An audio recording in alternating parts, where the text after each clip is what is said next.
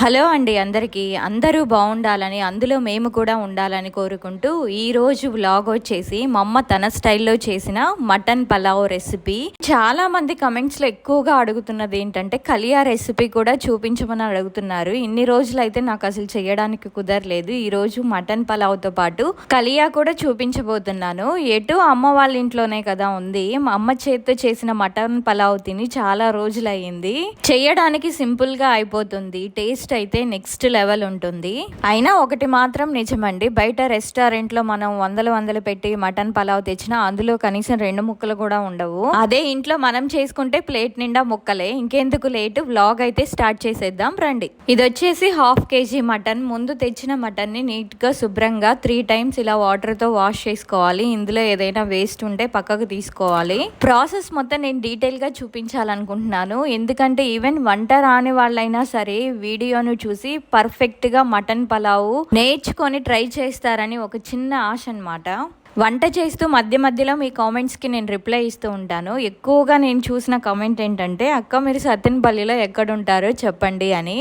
Present ఇప్పుడు మేము సత్తెనపల్లిలో ఉండట్లేదండి, మాకు ట్రాన్స్ఫర్ వచ్చింది కదా. చూసారా 1/2 kg మటన్లో ఎంత వేస్ట్ తీసిందో మా అమ్మ. ఇది కనీసం ఒక 100 grams వరకైనా ఉంటుందా. మటన్లో పారేసేదంటూ ఏమీ ఉండదు, తినేవాళ్ళు అన్నీ తింటారు. ఇప్పుడు ఈ క్లీన్ చేసిన మటన్లో కొంచెం పసుపు ఉప్పు వేసి బాగా మిక్స్ చేసుకొని స్టవ్ మీద పెట్టుకొని మీడియం ఫ్లేమ్ లో ఉడకబెట్టుకోవాలి. కావాలంటే మీరు దీన్ని కుక్కర్లో కూడా పెట్టుకోవచ్చు. కొంచెం వాటర్ పోసుకొని మీడియం ఫ్లేమ్ లో 7 to 8 విజిల్స్ పెట్టుకుంటే సరిపోతుంది. కుక్కర్లో పెట్టుకుంటే మనకి ఫాస్ట్ గా అయిపోతుంది. అదే ఇలా చేస్తే కనీసం ఇది ఉడకడానికి ఒక 15 to 20 minutes టైం పడుతుంది. అలాంటప్పుడు మీరు కూడా కుక్కర్లో పెట్టచ్చు కదా అని అడుగుతారేమో. కుక్కర్ విజిల్ సౌండ్ కి మా బాబు భయపడుతున్నాడు. ఆ టైంలో వాడు నిద్రపోతున్నాడని ఇలా పెట్టింది, లేకపోతే కుక్కర్లోనే పెట్టేసేది. ఈ గ్లాస్ తో 2 glasses బాస్మతి రైస్ పెట్టుకున్నాము. కర్రీ ఉడికేలోపు మిగిలిన ప్రాసెస్ అంతా చేసుకోవచ్చు. రైస్ ని కూడా 3 times కడిగిన తర్వాత అందులో కొంచెం ఉప్పు వేసి 1 hour నానబెట్టుకోవాలి. మా వారు ఇప్పుడు ప్రెసెంట్ కేరళలో ఉన్నారు, నేను మా అమ్మ వాళ్ళ ఇంట్లో ఉన్నాను. ఇంకొక కమెంట్ ఏంటంటే, మీ సొంతూరు ఏది అని అడుగుతున్నారు.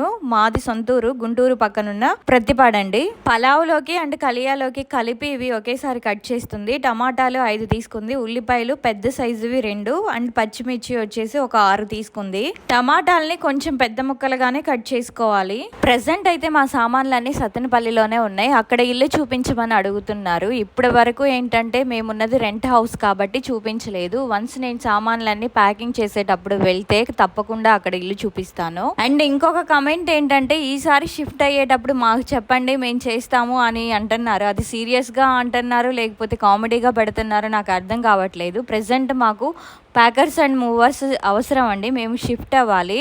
నిజంగా సీరియస్గా మీరు చేస్తే నాకు కమెంట్ చేయండి, మేము కాంటాక్ట్ అవుతాం మిమ్మల్ని. అండ్ ఇంకొక టిప్ ఏంటంటే, పుదీనా వడబడకుండా ఉండాలంటే ఇలా తెచ్చినప్పుడే కట్ చేసుకొని ఇలా ఒక డబ్బాలో పెట్టి ఫ్రిడ్జ్లో పెట్టేసింది. ఇది తెచ్చి దాదాపు 10 days అవుతుంది, అయినా చూడండి చాలా ఫ్రెష్గా ఉంది. పుదీనా, టమాటాలు, ఉల్లిపాయలు, పుదీనా, పచ్చిమిర్చి, కొత్తిమీర ఇలా అన్నీ కట్ చేసుకొని రెడీగా పెట్టుకున్నాము. ఇప్పుడు కర్రీ ఎంతవరకు అయ్యిందో చూద్దాము. చూడండి ఇంకా వాటర్ ఉన్నాయి ఇందులో, అదే కుక్కర్లో పెట్టుకుంటే ఫాస్ట్గా అయిపోయేది. తప్ ఐసా హోతా హై, నో ప్రాబ్లం. నిమ్మకాయ సైజ్ అంత చింతపండుని ముందుగానే నానబెట్టుకొని ఉంచుకోవాలి. ఇది కలియాలో వేయడానికి. కలియా కోసం 100 grams పచ్చనపప్పుని ముందుగానే నానబెట్టుకొని పెట్టుకుంది 1 hour ముందు. ఎందుకంటే కుక్కర్లో పెట్టడానికి వీలు కాదు కాబట్టి పొయ్యి మీద పెడితే తొందరగా ఉడుకుతుందని. మీరు కావాలంటే కుక్కర్లో వేసి ఉడికించుకోవచ్చు. చూడండి మటన్ ముక్క పట్టుకుంటే మెత్తగా అయిపోవాలి, ఇంత సాఫ్ట్గా ఉడకాలన్నమాట. ఇప్పుడు పలావ్ రెసిపీ అయితే స్టార్ట్ చేద్దాం. ఒక గిన్నె పెట్టుకొని అందులో 4 to 5 tablespoons ఆయిల్ వేసుకోవాలి. గీ వేసుకునే వాళ్ళు కూడా వేసుకోవచ్చు. 2 మరాఠీ మొగ్గలు, ఒక అనాస పువ్వు, 2 యాలకులు, 3 లవంగాలు, చెక్క, జాపత్రి వేసి ఫ్రై చేసుకున్నాక ఇందులో పచ్చి కొబ్బరి, అల్లం వెల్లుల్లి 3 కలిపి పేస్ట్ గా వేసింది మసాలాని. ఈ మసాలాని లైట్ గోల్డెన్ కలర్ వచ్చే వరకు ఆయిల్ లో బాగా ఫ్రై చేసుకోవాలి. ఇప్పుడు మనం ముందుగానే కట్ చేసి రెడీగా పెట్టుకున్న టమాటాలు, ఉల్లిపాయలు, పుదీనా, పచ్చిమిర్చి, కొత్తిమీర అన్ని ఇందులో వేసి ఇవన్నీ ఆయిల్లో బాగా మెత్తగా మగ్గేంత వరకు మీడియం ఫ్లేమ్ లోనే ఉడకబెట్టుకోవాలి. పచ్చిమిర్చిని కట్ చేసి వేస్తే రైస్ తినేటప్పుడు మంట పడుతుంది, సో అలాగే వేసేసింది. 3 టమాటాలు, 2 ఉల్లిపాయలు పడతాయండి ఇందులో. ఇవంతా మెత్తగా మగ్గి ఆయిల్ అంతా పైకి సపరేట్ అవ్వడానికి దాదాపు ఒక 10 minutes టైం పడుతుంది. రెగ్యులర్ గా ఒక కమెంట్ పెడుతున్నారండి, ఈ రోజు నేను దానికి ఆన్సర్ చెప్పాలనుకుంటున్నాను. చూడండి వీడియోలో చూపించినట్టు ఇలా ఆయిల్ అంతా పైకి సపరేట్ అవ్వాలి. తర్వాత కొంచెం పసుపు, కారం, కారం 1 స్పూనే వేసింది, ఎక్కువ మంట పడుతుంది లేకపోతే పలావు. ఇదంతా బాగా కలుపుకున్న తర్వాత ఒక 4 to 5 టేబుల్ స్పూన్స్ ఫ్రెష్ పెరుగుని యాడ్ చేసింది. పెరుగు వేయడం వల్ల మనకి గ్రేవీ అనేది బాగా వస్తుంది అనమాట. ఇక్కడే మీరు సాల్ట్ కూడా యాడ్ చేయండి. మా అమ్మ ఇక్కడ సాల్ట్ వేయడం మర్చిపోయింది. సాల్ట్ ఎలా వేసుకోవాలంటే ఉప్పగా ఉండాలి కర్రీ, అలా యాడ్ చేసుకోండి.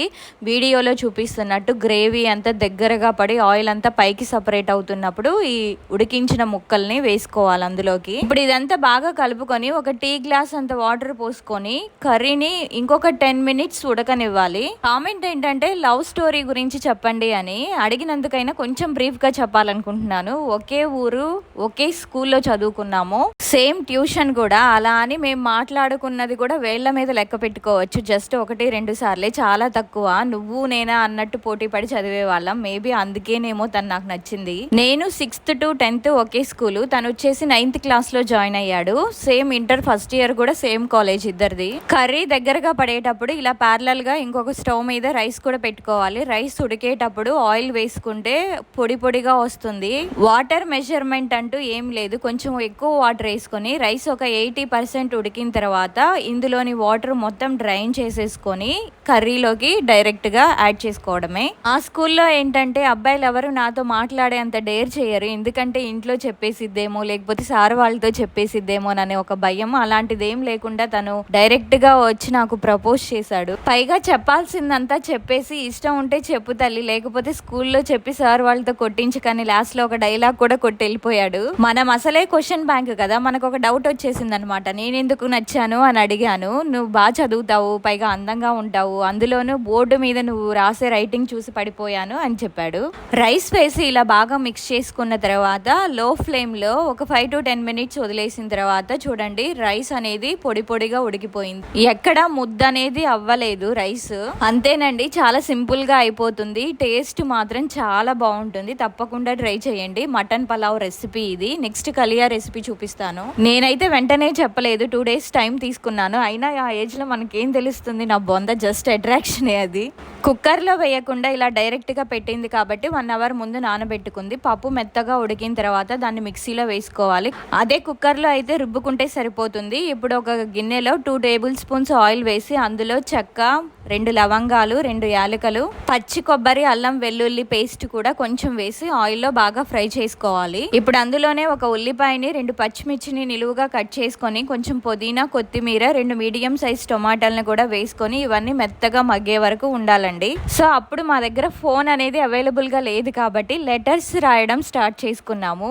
మా బ్యాడ్ లక్ ఏంటంటే స్టార్టింగ్ లోనే మేము దొరికిపోయాము. తను రాసిన లెటర్ నేను నోట్ బుక్ లో పెట్టి అసలు అందులో ఏముందో కూడా నేను చదవలేదు, మర్చిపోయాను. మా అమ్మ ఏదో కావాలని నోట్ బుక్ ఓపెన్ చేసింది.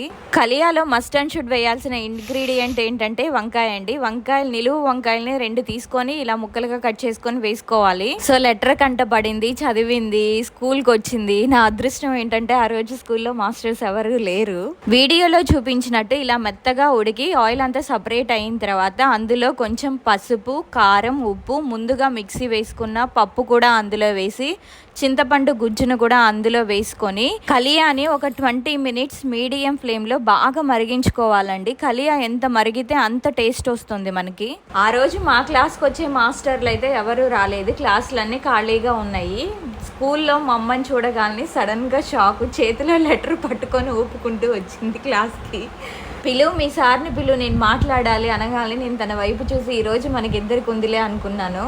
బట్ సార్లు ఎవరు లేకపోవడంతో తను ఒక్కడనే బయటకు పిలిచి అసలు మీరు చదువుతున్నది ఏంటి, చేస్తున్న పనులు ఏంటి, మీకు ఇంకా చాలా ఫ్యూచర్ ఉంది అని బాగా దాదాపు 1/2 hour క్లాస్ పీకింది. చూడండి వీడియోలో చూపిస్తున్నట్టు ఇలా తెరులుతూ బాగా మరగాలి కలియా. కలియా అయితే ఇప్పుడు రెడీ అయిపోయింది.